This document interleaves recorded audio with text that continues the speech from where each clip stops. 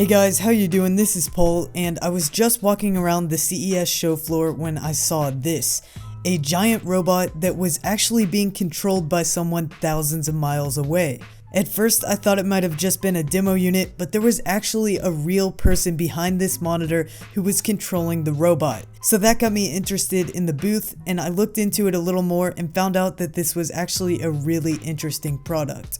So the huge one, which was called the Mega Beam, it was probably over 20 feet tall, and it's obviously more of a display model. It would definitely be way too big for a regular sized room, but it was really cool that they were able to make a fully functional model so large. There are actually two other models made for real world usage, the baseline Beam Plus and the higher end Beam Pro robot.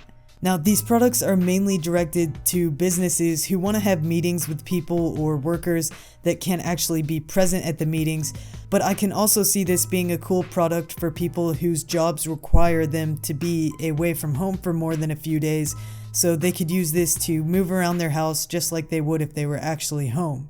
So each robot is controlled by someone from their own separate homes and offices, and it was pretty weird to see all these devices moving around on their own throughout the booth like a real person. The screen on the robot shows you the person controlling the robot, and there's a large speaker on the front so they can talk to you, and they have webcams and microphones to see and hear you. So it appears the only difference between the smaller Beam Plus model and the larger Beam Pro model is the size and battery life of each. The Beam Plus model can get up to 2 hours of battery life, and the Beam Pro model can get up to 8 hours.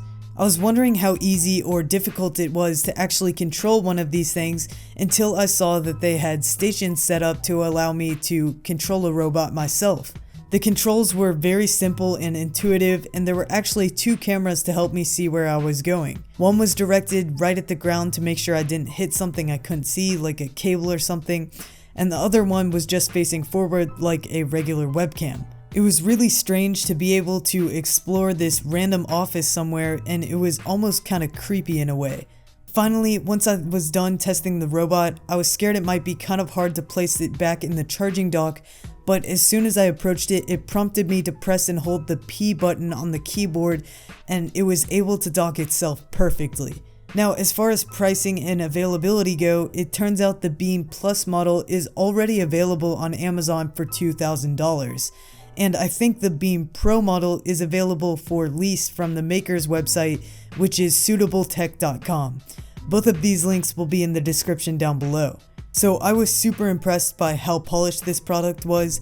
Everything worked perfectly, the booth was really fun to explore, and I'd never even heard of this thing before seeing them on the show floor, so I'm really glad I decided to stop by. I'm gonna have more CES coverage coming soon, so if you like this video, please give me a thumbs up and subscribe for some more content coming soon. Thanks.